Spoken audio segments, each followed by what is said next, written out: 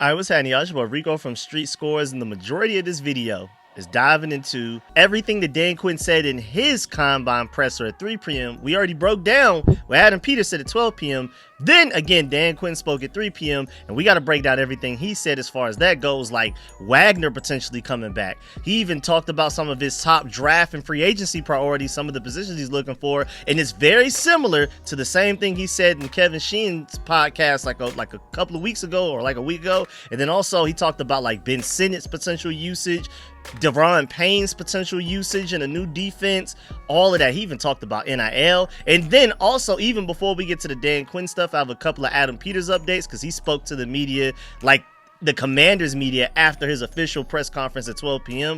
He said some interesting things there. And also, it sounds like we are at risk of losing NFL refs, bro. It's as crazy as it sounds. We're going to dive into all of that and more, but before we do, make sure you stiff arm that like button, stiff arm the subscription button, and stiff arm the bell next to that subscription button so you get notification each and every time I release an informative and opinion video just like this one. Make sure you stay tuned to all of the content. I was trying to work on the Jeremiah Love video. Next thing you know, we have like Trent Williams news and stuff like that, so I want to dive into all of that as well. So just stay tuned. Shouts out to Watch to the End Gang. Shouts out to Late Night Crew, Early Morning Crew, and shouts out to Noti Gang that are on these videos no matter when they're released immediately. Let's go ahead and dive into the video right now, man. Let's get it.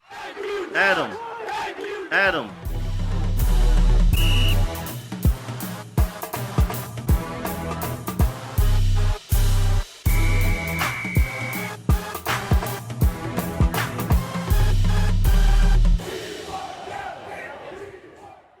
All right, so first of all, Nikki Javala gave us an update yesterday at 1:09 p.m. saying that the Commanders' head of health and performance, Tim McGrath, decided to go back to Australia, so now they're looking for a replacement there as well. With yesterday's video breaking down the things that Adam Peters said, remember we lost Brian Johnson to the Rams along with Cliff Kingsbury. That's the offensive side of the ball. That's your offensive coordinator and offensive passing game coordinator. And then to the Steelers, we lost both Jason Simmons, our defensive passing game coordinator, and of course our defensive coordinator, and Joe Witt Jr.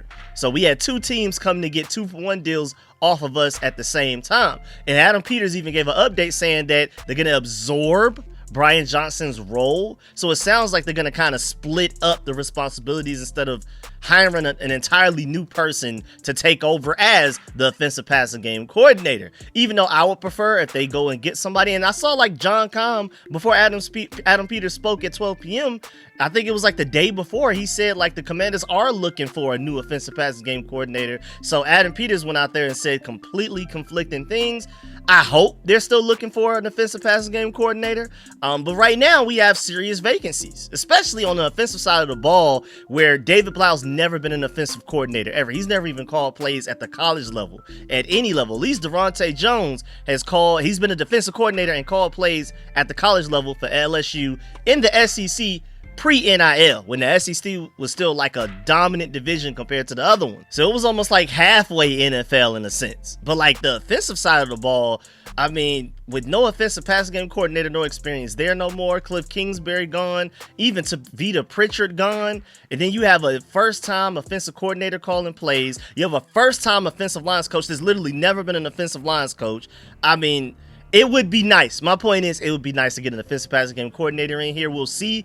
But to that point, again, we have vacancies for both passing game coordinators on the offensive and the defensive side of the ball. There was a report that they were looking for a pass rush specialist, like a pure front seven guy. We haven't hired that yet, at least to my knowledge, based off of the official announcements that we got for, everybody's roles and titles that we've hired so far. And then now you're also looking for the head of health and performance. So it's just like the Commanders have a lot of to-do list things to go over leading up to free agency, potentially leading into the draft. I mean, even like Tim Gribble, who also left for the Steelers. He was your director of college scouting. And Adam Peters said that they will not make a change or hire a replacement for that until after the draft. So just to give you a heads up, we have a lot of vacancies. Be on the lookout. We're still potentially hiring more coaches, more guys in the front office. Again, you now need a head of health and performance and a director of college scouting. Wouldn't be surprised, director of college scouting wise, they just promote somebody. But like head of health and performance, they'll probably look outside the organization for that one as well. And I'm hoping they do the same thing for both offensive and defensive passing game coordinator, because why not have those hired, especially with Devontae Jones. Again, he's been a defensive coordinator at the college level, but never the NFL. And David Blau hasn't been an offensive coordinator at any level. As much help and experience we can get in both of those coaching staffs on both sides of the ball, I'll take it, please. So now moving on from that, then we also have this weird referee thing going on. I don't know if you noticed, but Mark Mask, who's typically the guy that updates on all of the random NFL stuff, like especially rules and things like that, great follow. He said news. The NFL Competition Committee discussed contingencies today to centralize some officiating functions in New York and expand the use of technology in officiating next season if the NFL can't reach an agreement on a labor deal with the NFL Referees Association. Whoa. Sounds like we're basically at risk of when we're going into that 2027 season, after, DC holds the 2027 draft, they're going to host it. That's going to be great. I got to pull up for that one. And that's going to be like the big draft that everybody's expecting. Big names, Jeremiah Smith and Arch Manning, all of those guys. Supposed to be one of the best drafts ever. People are hyping it up to be. I'm like, I got to wait and see. I see the potential. I see why people are saying it, but I'm not going to declare it that all the way back in February of 2026. We'll see. But either way, we're at risk, because we're good 2026 wise. It's going into 2027 that apparently we're struggling. The NFL is always negotiating and struggling to negotiate with the NFLPA. I didn't even think about the NFL Referee Association, the NFLRA as well. So that is crazy. Shouts out to Nikki Javala. So she said, so if the league can't get a deal done with referees, they largely officiate games from New York. There's going to be like a person watching from afar and not on the field officiating, and then they will have to utilize more technology to also track the stuff on the field. That sounds like a disaster waiting to happen. As much as we hate refs, as much as we complain about refs, they play a role. And to go completely technology based, and then you have a guy sniping calls, a guy through the TV, through the camera, not even in the stadium, having to make calls, let alone, if it's one place doing it, New York, that means they're doing it for all games that are playing at the same time. He's trying to shuffle back and forth to see which ones, they will have to expand that, I get. But I hope we don't even get to that situation. I'm hoping they just go ahead and get this referee thing down. But I'm telling you right now, even if they do figure this out, which will more than likely happen, I'm assuming the NFL would just not go without refs. I'm just assuming. But who knows? Crazier things have happened. But I'm assuming that, in preparation of this, even if they do end up getting the refs signed and then come to an agreement or whatever they got to do, they're probably still going to start focusing on adding more technology to the game, because as a contingency plan, again, just in case they end up in this situation where there are no refs, they need to expand it. So even when they get the refs back, even when the refs agree to their deal and stuff like that, expect more technology, expect more central power from New York controlling stuff like that, even with the refs included. So I'm just giving y'all a heads up. I know this doesn't have anything to do with the Commanders specifically, or Adam Peters or Dan Quinn and what they've said at the combine and things like that, but I'm just giving you the heads up. This came across my desk, felt like y'all should be aware of it. Now, again, before we get to everything that Dan Quinn said, Adam Peters spoke to some more media people, off to the side after his initial presser when he was on stage. Both of them did it. Adam Peters did it, spoke to the media, his official presser where he's up on stage. He's higher than everybody, has an official mic. That was at 12 p.m. And then later on after that, he kind of does a media scrum. That's and first of all, this media scrum is a far larger percentage of Commanders reporters. So the questions were better, just to let you know. The main one at the combine, the 12 p.m.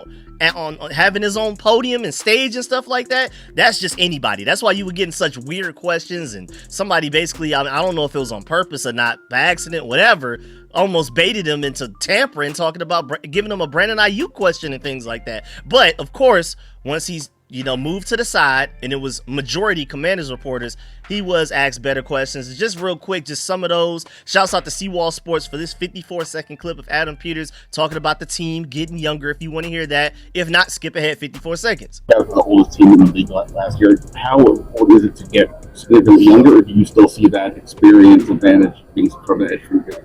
Yeah, I don't think that's going to be the driver of anything in terms of what we did, what we're doing. Certainly, I said this at the end of the year, we're going to try to get younger and faster, and that's still going to be a goal. But there is a lot of value in having a good mix of youth and experience that's not lost on us. And certainly, if there's a tiebreaker, you want to try to get younger and faster. And usually there's a lot of things that go with that too. You lose some experience and leadership, but you also probably get a few things in other categories. So, but that was our goal, and still will be our goal. But doesn't mean we're just going to go all young guys. Either. There's players that can help us that are a little older, and so we consider those guys too. And then also shouts out to NBC4 Sports. Since it's an entire 2 minute 19 seconds, I'm not going to include it in this video, but if you want to go check it out, they tweeted this at 1:40 p.m. yesterday, February 24th, and they said Adam Peters speaks with JP Finley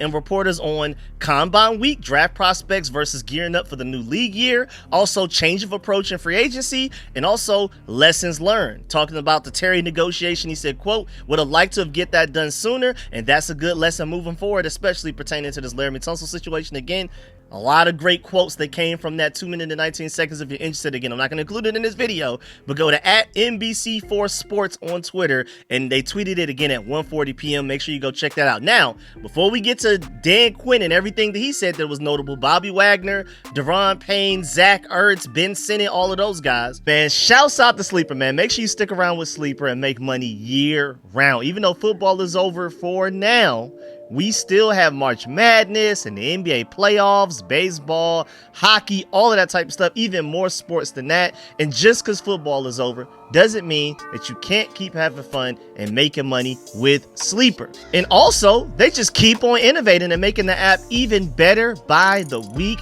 better by the month. Now Sleeper has even recently added team picks. You can now choose which team wins overall matchups as well, on top of the already individual player stats that you could have chosen from. And even though I rock with my dog Ant over there with them Timberwolves, and I rock with my Hawks on the slick just a little bit, but y'all Wizards are looking like they are building something really special over there right now.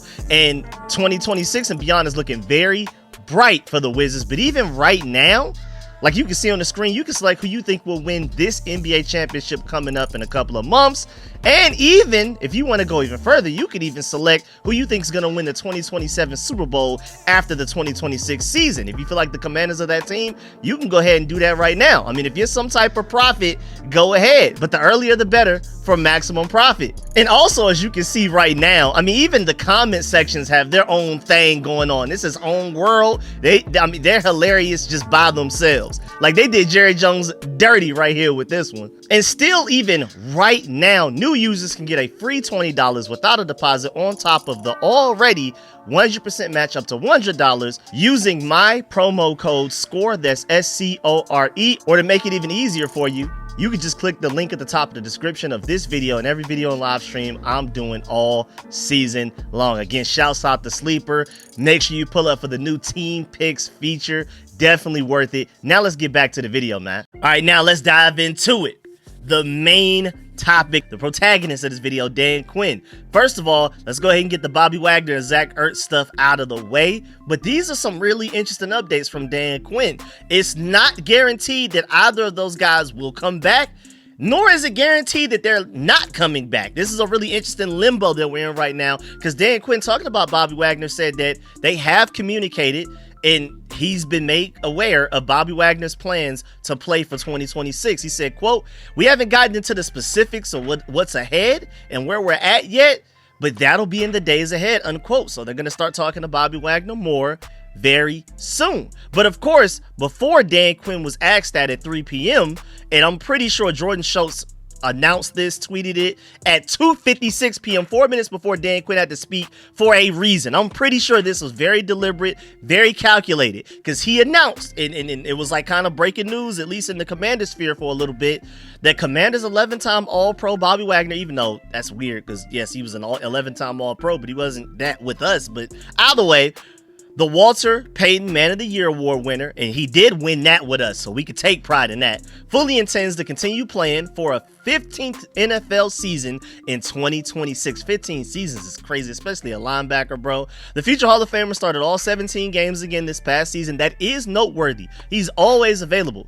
Coverage aside, that guy is always available. You can depend on him to play every single week, and he's still a good run stopper. He's still a pretty good blitzer. It's just the coverage that I worry about mightily. But he recorded 162 tackles, 2 interceptions, and 4.5 sacks this past season. And of course, he's set to be a free agent this offseason, an unrestricted free agent, so he can go wherever he wants to go. I feel like ultimately he may just end up back in Seattle to retire and all of that type of stuff, and maybe even play one more year to join a great defense to just kind of be a part of that. We'll see. But shouts out to George Carmen. He said, obviously there are moving parts. However, I get the impression that if Bobby Wagner wants to return to DC, he'll be here. That's an interesting point. We'll see. Dan Quinn also talking about Bobby Wagner said, we love Wags. We will see what happens over the next few weeks. Here's a 21-second clip uploaded by JP Finley. This is when Dan Quinn is not on stage having his official presser at 3 p.m. This is when he moves to the side and speaks to the Commanders media after his official press conference, similar to like Adam Peters, the clips I showed y'all earlier. Here's Dan Quinn talking about Bobby Wagner here, so you can see it from the man himself. Yeah. We love Wags, and one of my favorite ones this year was just getting a chance to, visit with him, after him winning the Walter Payton Man of the Year, like so proud. And so we haven't got into the specifics of what's ahead and where we're at with that yet, and so that'll be in the days and weeks ahead. How will having... And I'm gonna give my thoughts on all of that after we address the Zach Ertz situation as well, because Dan Quinn, while on stage having his podium, his official presser, he was asked about Ben Sinnott and Zach Ertz. He said that Ben Sinnott and Zach Ertz are very different players and that maybe Sinnott will be able to show more in the new offense. Hold up, time out. When you say very different players, I immediately think, okay, so Zach Ertz is a receiving tight end.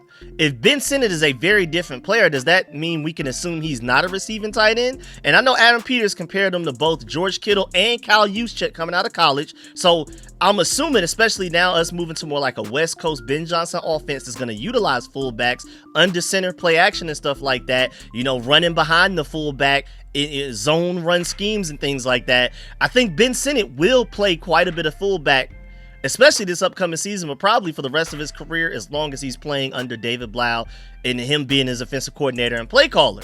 But to say they're very different players sounds like Zach Ertz can be a receiving threat. Ben Sinnott cannot? Is that what he means? I don't know.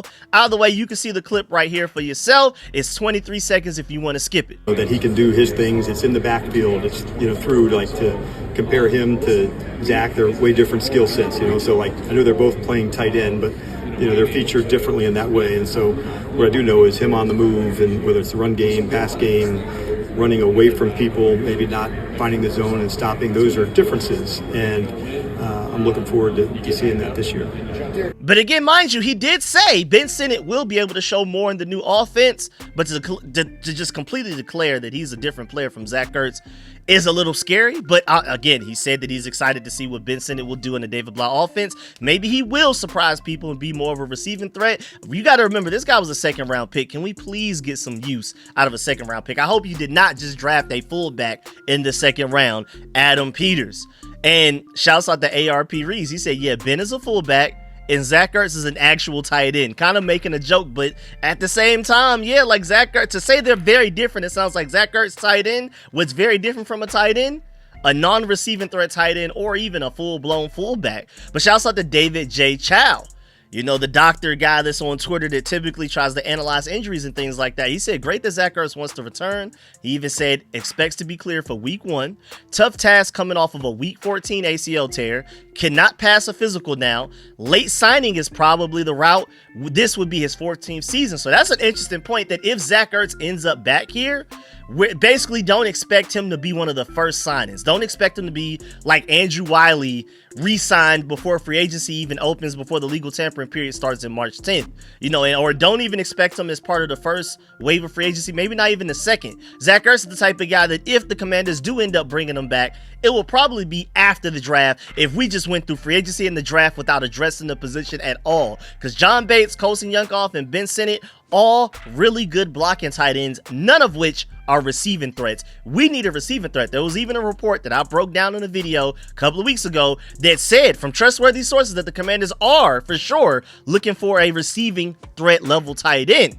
And again, assuming that Zach Ertz would not be that, because that's assuming he'll be here for week 1 and all kinds of other stuff that come along with the fact that he's hurt right now. And again, cannot even pass a physical, can't practice. If training camp were today, you would not have Zach Ertz. Zach Ertz wouldn't be able to participate in training camp even when we have it in July and August.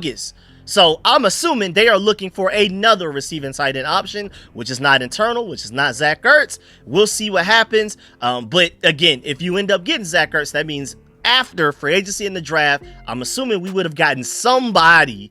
You know, maybe you trade back and take Keenan Sadiq rather than taking one of those elite defensive talents or Jeremiah Love, or, you know, again, one of those top 4 free agency options and Isaiah Likely, David Njoku, Cade Otton, Chiggy Okonkwo. Somebody. If you end up with Zach Ertz, hopefully it's because you already signed one of those other guys. And again, according to the doctor, just based off of how things typically go, a guy like Zach Ertz at his age with the injuries that he's had, sounds like he's more than likely the type of guy that would get signed after the draft if we just still need a receiving tight end that bad. Also, shouts out to Nick Kearns on Twitter. He said, I love B-Wags and Zach Ertz, but man, I hope the Commanders thank them for their services and let them walk. We have to get younger and faster. I completely agree. For me, at the very least, you need to bring in startable talent at both of those positions in free agency. Give me one of the top 4 tight ends and one of the top 3 linebackers in free agency, please. Whether you have Zach Ertz or Bobby Wagner, if you bring them back or not, either way, I want a top 4 tight end in free agency and a top 3 linebacker. If you want to bring Zach Ertz and Bobby Wagner back that bad because you just really want experienced veterans helping, be on-field coaches for the younger guys that you may draft as one of the younger guys you may sign in free agency, I get that, but don't go into 2026 assuming Bobby Wagner and Zach Ertz will be strong contributors, let alone starters, bro. Shouts out to Sidonia Ave. He said Ertz injury happened in week 14, which means that the earliest he may be ready for contact is week 1. This also means that he's missing all off-season work. In my opinion, there's no way you're serious about competing next season, but looking to ride with Zach Ertz as your only receiving tight end option. Shouts out to Mark Tyler. He said, as much as I respect the players they were and what they did here, and I completely agree. Big shouts out to them. I appreciate everything they did, especially for the 2024 season, but even putting your body on the line in the 2025 season like they did. Adam Peters has to move on from both Bobby Wagner and Zach Ertz. It's time to get younger and more explosive at multiple positions on this football team, and Mike linebacker and tight end are for sure 2 of them. I completely agree. And maybe if Cliff Kingsbury was still your offensive coordinator, maybe you can get away with it. But an entirely new offense from Cliff Kingsbury to David Blau and going from air raid to West Coast offense. I mean, when is Zach Ertz even going to have the time to not only learn the playbook, but then be able to learn it practically, actually in practice, going through the routes and the concepts and the plays with Jaden Daniels? Because you all speaking of Jaden Daniels is also coming off of the type of season where he needs as many quality reps as he can get in the off season. So like I said, and that's a big if, you do re-sign Zach Ertz, that should not stop you from signing one of the top 4 tight ends as well. Because even just Jaden Daniels wise, he needs a tight end to throw the ball to all off season while learning an entirely new offense, bro. So, hey, man, we need somebody that's here and available. But I feel like even if Zach Ertz never got hurt, I still want another tight end. But especially since he will not even be available to practice until after, going into week 1 or after week 1, you gotta find another option there. Now, moving on from that topic, Dan Quinn also said that staff changes are difficult, but the organization is excited about where things are headed and says that the coaching staff is still not quite finalized, but should be within a few days. So good. I don't know. That doesn't necessarily mean automatically that they will be hiring an offensive passing game coordinator and a defensive passing game coordinator and maybe even that front 7 specialist that it was reported that they wanted. But it sounds like they're looking for somebody. There's at least one more hire on the way, but the way that he said it sounds like there may be more than one hire on the way. Hopefully, again, it's 2 passing game coordinators and a front 7 specialist. Also, Deron Payne-wise, Dan Quinn said that he thinks the versatility to come with Devontae Jones' scheme will definitely benefit Deron Payne, and I agree with that. But I want to also add that nothing benefits Payne more than playing for a new contract. Deron Payne on a contract year, unstoppable. One of the best defensive tackles in the NFL, and that's him right now. Even though I prefer if we restructure this contract, and I would even prefer to extend them to make them cheaper so that we can go have a better chance of getting some of the bigger free agents that I want in this upcoming free agency in literally 2 weeks.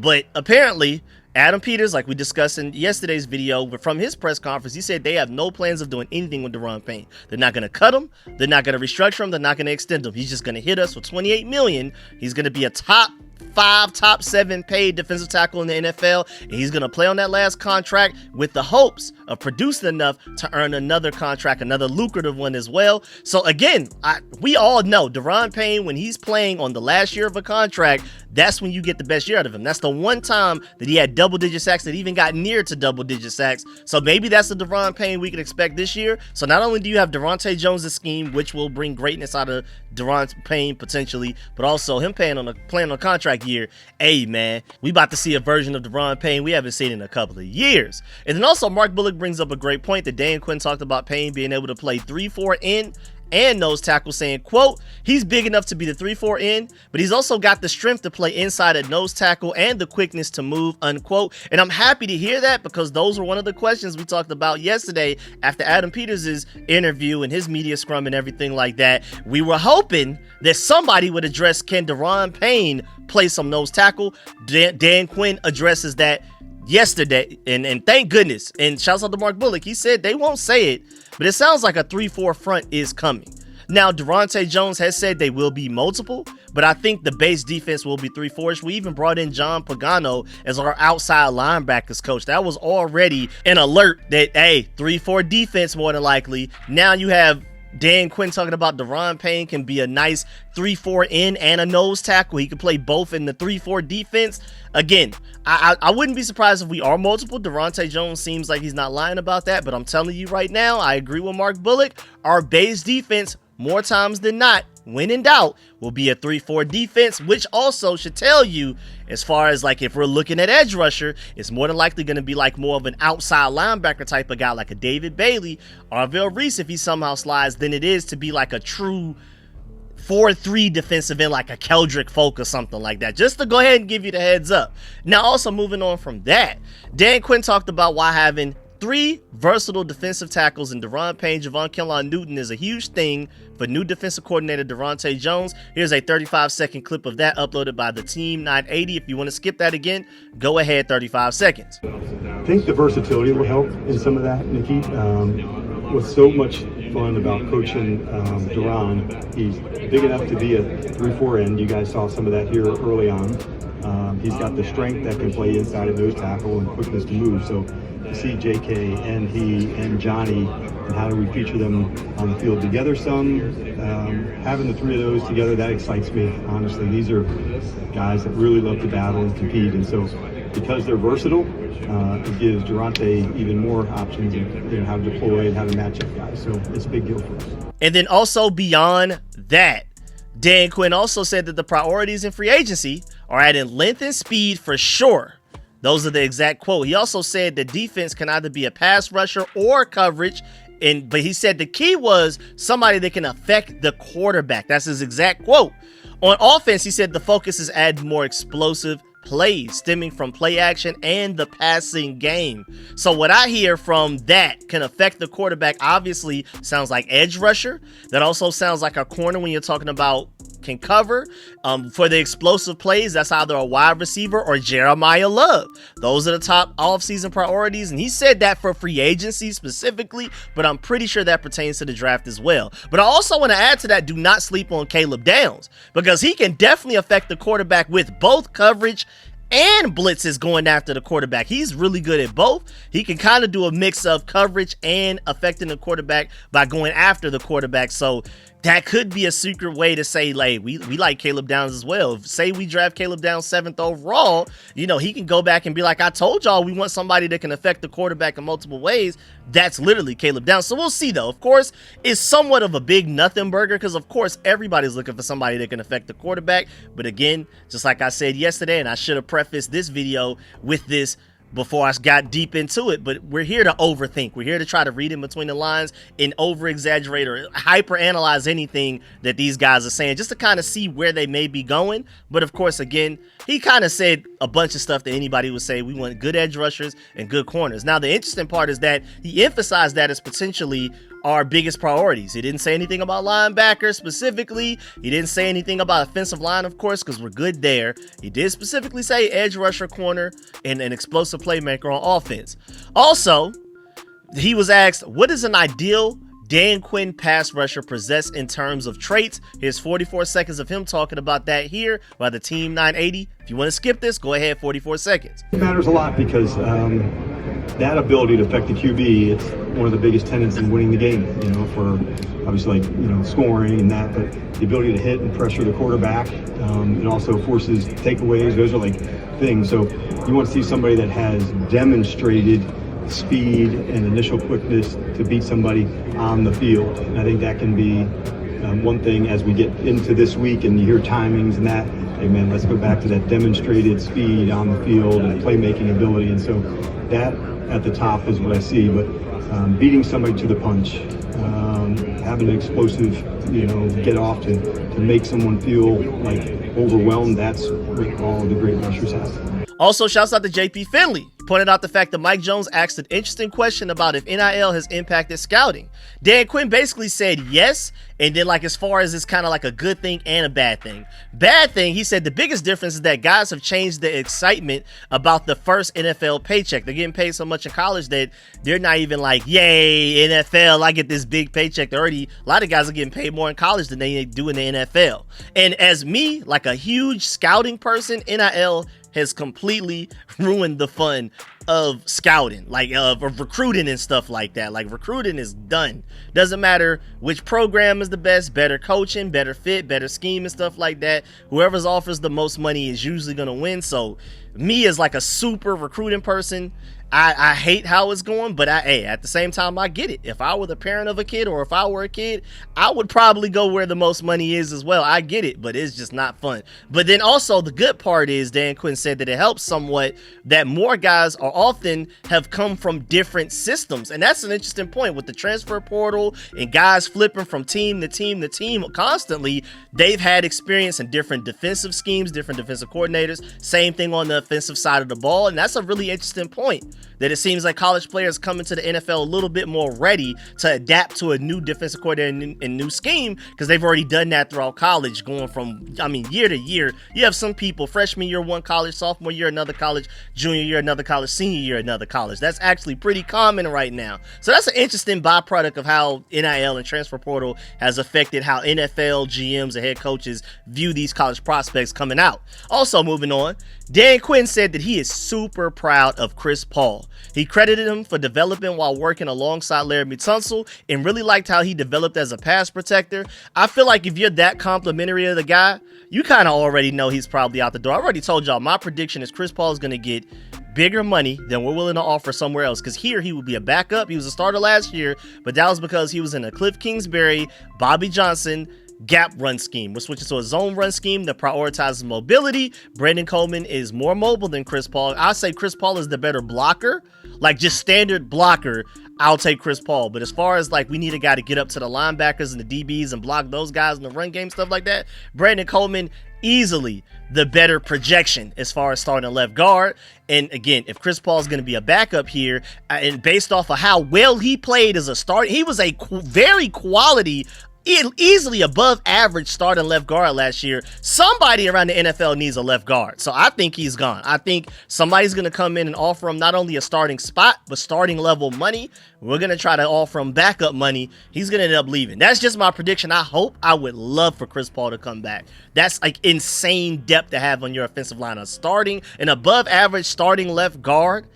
At certain points in time, if you look at the advanced metrics, you really watch the tape, there were games that Chris Paul was literally our best offensive lineman with Laremy Tunsil, Josh Connolly, Tyler Biadasz, and Samuel Cosme on the field. Chris Paul had a couple of games where he was literally our best offensive lineman. There's at least, all it takes is one team to identify that and take him away from us. Again, I would love Chris Paul back. I'm just already detached. Personally, as a fan, I want him back, but I don't think he's going to come back. He's going to go do bigger and better things elsewhere, man. Go get that money, man. Again, going back to NIL, I understand. Go get that money, because I would.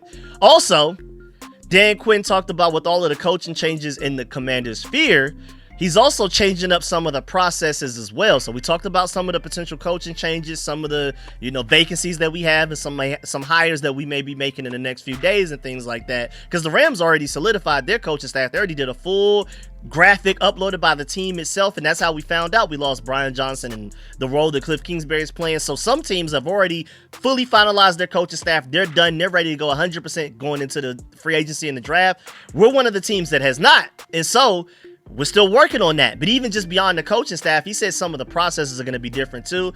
I mean, I feel like the only way to get that is to hear it from him himself. So 37 seconds of him breaking that down. If you want to skip ahead of this clip, go ahead. 37 seconds again. Shouts out to Team 980 for this clip as well. Definitely has already started. I would say, how I'm structuring my own time, I think is a big piece of that too, Ben. But as we're going through the spring, as we're getting into training camp, those are other things that you'll see some differences that that will feel differently for me and for the players. So there's a lot that I'm going into, and the systems and the processes that we're going through.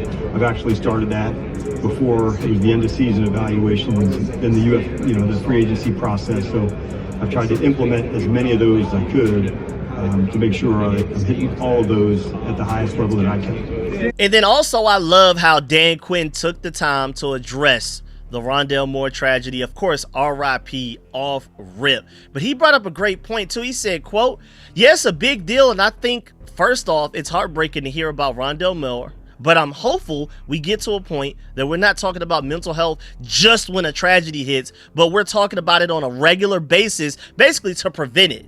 And then he said, then we know we're making real strides in that. Another quote was, one of the things from the NFL standpoint, the advancement we've made is in player engagement and knowing that each team has a full team there ready to help and support putting those resources into effect. But that would be my hope, that we are talking about it way more than just tragedy taking place. And that's a great point. We need to talk about it on a consistent basis to prevent the tragedy rather than only talking about it after a tragedy happens. And I do like the fact that the NFL teams are doing a better job of hiring people to be specifically around for players' mental health. We have people that are literally around there just for players to talk to in certain situations like that. So that's good. I hope it becomes more effective though, so we don't have any more Rondale Moore situations. RIP though. And then also lastly, before we go, Zach Selby wrote an article of the 5 biggest takeaways from Dan Quinn's Combine press conference. He said the coaching staff is almost finished. We already talked about that. He also talked about how Dan Quinn valued demonstrated speed from pass rushers. Already showed you the clip from that.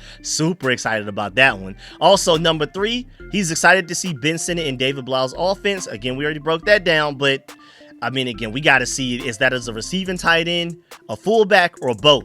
He also, 4th, he's proud of Chris Paul's development. Again, I think Chris Paul is out the door. And then 5th, he said Deron Payne could benefit from being Devontae Jones's defense. And again, he emphasized 3-4 defensive end and nose tackle.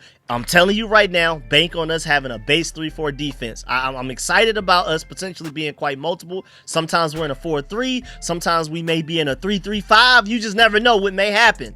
But base will be 3-4, and adjust your free agency wish list and your draft board accordingly.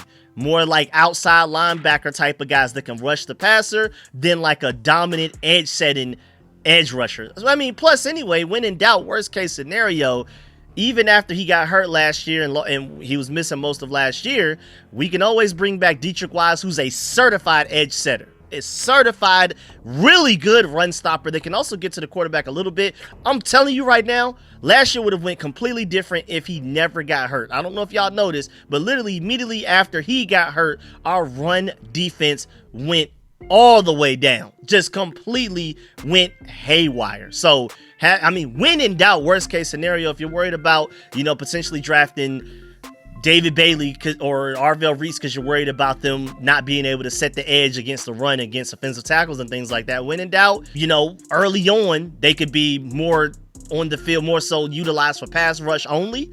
And then as they work up their strength, as they build up their strength with NFL training programs, NFL nutritional plans and stuff like that, as they get stronger, then they can start to get on the field more often, first and second downs. But off rip, David Bailey, Arvell Reese, if one of those guys falls to us and we take them, when in doubt, or Arvell Reese could be on the field as an off-ball linebacker on first and second downs, and then on third down, rush the passer. I think David Bailey is a very underrated run defender, me personally, but again, if you're worried about David Bailey or Arvell Reese potentially, as far as setting the edge and stopping the run, when in doubt, just bring back Dietrich Wise for very cheap to handle that on obvious running situations, and then let David Bailey or Arvell Reese or whoever rush after the quarterback on obvious passing situations. But yeah, man, that's the end of this video. Please get in the comments section. Let me know if you feel about everything discussed video. Please still farm that like button, still farm the subscription button, still farm the bell next to that subscription button so you get notification each and every time I release an informative and opinionated video just like this one. Really appreciate y'all for supporting the video, man. Shouts out to Watch to the End Gang. I am 35 minutes into recording this, and I'm also late too. I wanted to get this done last night, but I couldn't.